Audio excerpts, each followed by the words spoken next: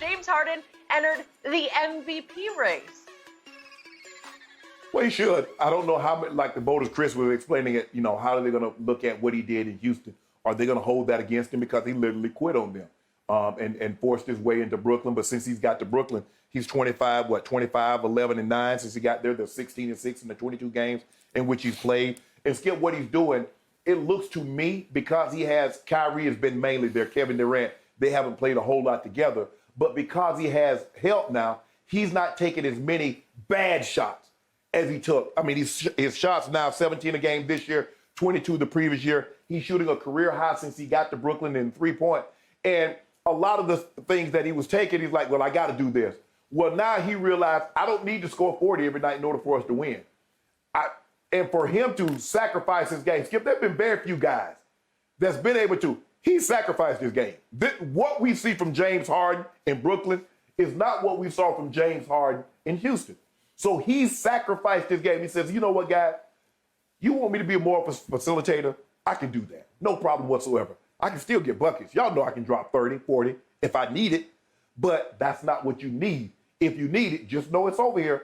Kyrie, you having an off night? You need your boy? I got you. KD gonna be out for some time? I can take it over.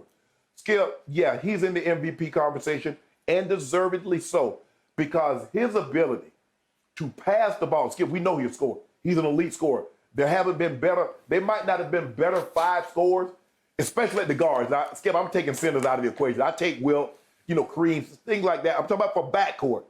It's hard to say there have been very many backcourt players. Maybe Jordan, Kobe, but they were different than James. James makes it look so effortless. I mean, you look up, you're like, hold on. He got 30 with 12 assists, 9 rebounds. Hold on, we're in the third quarter. How'd he do that? I mean, and so that is Kevin. He's like, he's a silent killer. You look at the stat sheet at the end of the night and you realize, hold on, this man had this many points, this many rebounds, this many assists, a triple-double, and he didn't turn the ball over at all. As much as he had the ball in his hands, not one turnover. You couldn't force one turnover. Skip, he's special. He deserves to be in the MVP conversation. I don't know how much voters will hold what happened early in the season against him, but he definitely deserves to be in the conversation. They probably will hold it detrimentally against him. I don't think he has a chance to win because he quit his way out of Houston. But, Shannon, if we just go in a vacuum in the time he's been in New Jersey, oh, yeah. You want to talk about special? You want to talk about every night I just sit back and I'm in awe of the artistry. We just talked about one freak of basketball nature, Zion Williamson, and the other one who's beyond Zion is James Harden. Just the basketball genius. Now he's thinking of himself as the orchestrator who scores as an afterthought. But to your point, he still averages 25 points a game and 9 rebounds that are close to being 10.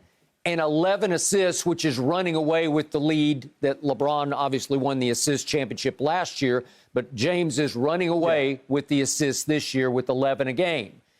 Well, since he's been in New Jersey, they just keep creeping up. And now they're only a half game back at the Sixers for the top spot in the East.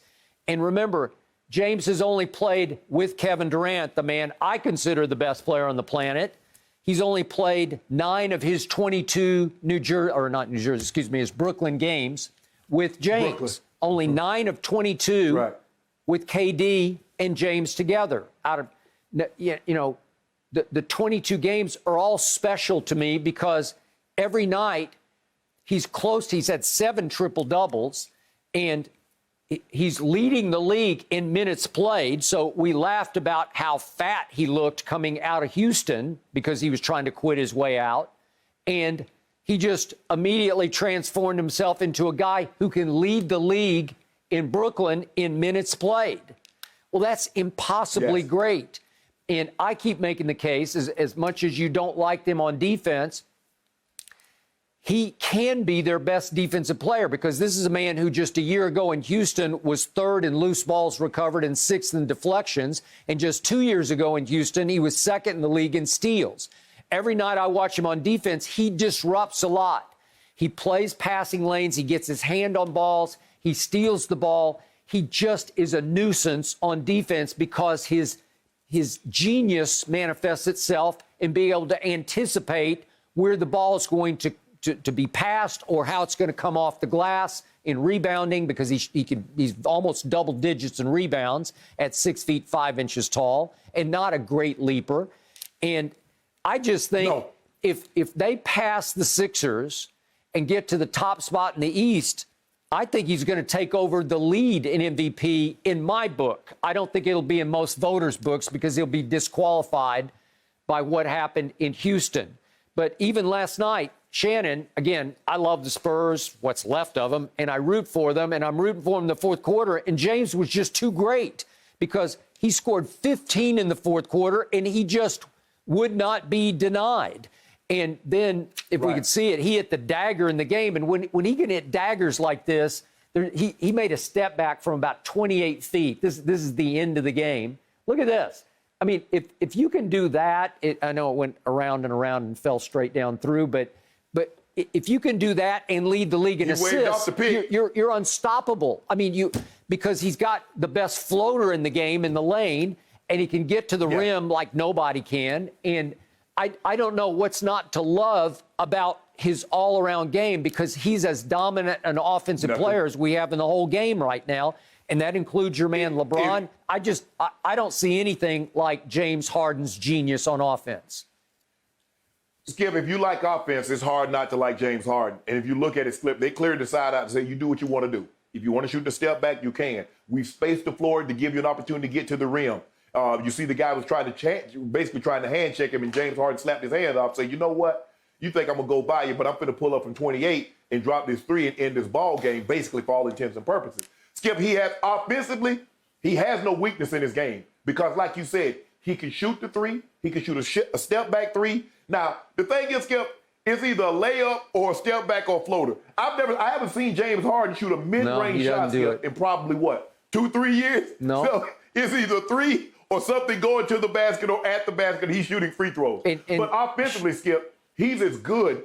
Go ahead. Shannon, he's ground bound. He's not a leaper at all because he doesn't have a jump shot. You know, like Bradley Beal is one of the great jump shooters this league has ever seen. He's a jump shooter. He has mid-range jump where he goes up to the apex, holds it, and releases it. Right. Well, James is all feet on the floor. It's step-back set shots. They're all set shots or floaters or at the rim. And he can just out-quick you. He has like underrated, it's almost like effortless quickness to get by bigs to lay it up off the glass. But he's rarely going to dunk on you. He can dunk, obviously, but there's nothing above the rim about his game, yet he's the most dominant offensive player all around that we have in the game, and his feet are on the floor all the time. Wow. No question about it. Skip, I've never seen anything like James Harden because they were showing clips of him the other night. Skip, I've never seen a guy that can jump off either foot and lay the ball up like he can. Now, most guys, if you're right-handed, you jump off your your left foot. And most guys, if you're left-handed, you jump off your right foot. But James Harden can jump off either foot and lay the ball up off the glass, or he can use that floater. I've never seen anything like this before. Steph Curry revolutionized the game of three. But what James Harden has been able to do from the three and in, Skip, I don't know, we might not see that again because, we say Luka, a game kind of reminds you of that. But Harden, the slitheriness of which he can get to the finesse his way to the basket, that step back three, Skip, and now he can shoot a running three. I mean, how do you stop that? But it's a great luxury to have when you can take a guy that's won an MVP. He's won 2 finals MVP. We can sit him down for a month, and then you got another guy that's been an MVP, that's led the league in scoring 3 times, that's led the league in assists. It says, okay, well, you filling in for him. Boy, that's a hell of a fill-in, Skip. Nobody else has that luxury. And Anthony Davis goes out. The Lakers don't have somebody that can replace Anthony Davis. No. You know what? Ben Simmons goes out. Philly doesn't have anybody that can replace Ben Simmons or Joel Embiid. So they got James Harden. The guy's had a 60-point triple-double, so you know he's special. Bottom line to this discussion, Kyrie Irving, as big an ego as he has, he actually comes across to me as in awe of James' ability. As Kyrie said after the game last night, Just get used to it. Don't keep asking me about him. Just get used to it because that's who he is every night. And yet this team is so loaded. When Durant comes back after the All-Star break, which I assume he will with his hamstring problem, there's only one team that's going to be able to stop the Nets to me, and that's themselves. Because I don't know if Kyrie will stay happy all year. I don't know if he and James will clash at some point. So far, so great. Will KD be able to find a place in this? Because KD is not ball dominant. I think he will. No. But to me, the only team that'll be able to stop the Nets is the Nets. Yeah, because, Skip, they can get whatever they want. Because you have three guys, really, that can go one-on-one and require you to come double. So when you come double, you're going to get guys, and they got guys that can spot up and knock down threes. The question is that when you're getting these wide-open looks, well, Joe Harris, will he continue to knock those shots down come playoff time? Landry Shamet, TLC, will they knock those shots? Because the double team's coming, Skip. They're not going to let James Harden and Kyrie and KD work one-on-one and beat them. I'm going to make the second tier, the role players, I'm going to make them score 25, 30. All right. To beat me. Because I know what James Harden, I know what Kyrie and KD can do. And last final point, you laughed at me when I kept early on bringing up Bruce Brown as their best defensive stopper. Last night, their defensive stopper, Bruce Brown, scored 23, thanks mostly to James Harden. He made 10 of 13 shots, did Bruce Brown. So when you get him going and Joe Harris going, they're loaded.